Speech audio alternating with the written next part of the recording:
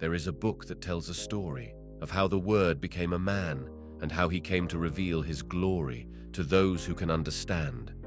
The book is called the Bible. It's not a history of the past, but a prophecy of the future that will come to pass at last. The Bible is all about you. You are the living Word. You are the one who was sent to fulfill what you have heard.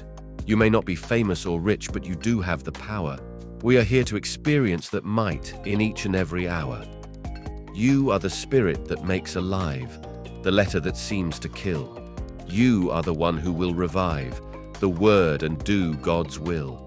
You are the Jesus of the scripture, the pattern that you must follow. You will experience every feature of his life from birth to hollow.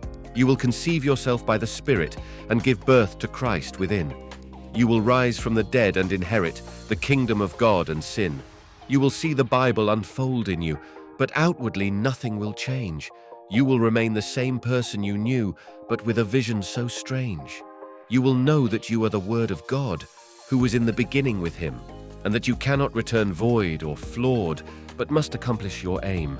The Bible is all about you.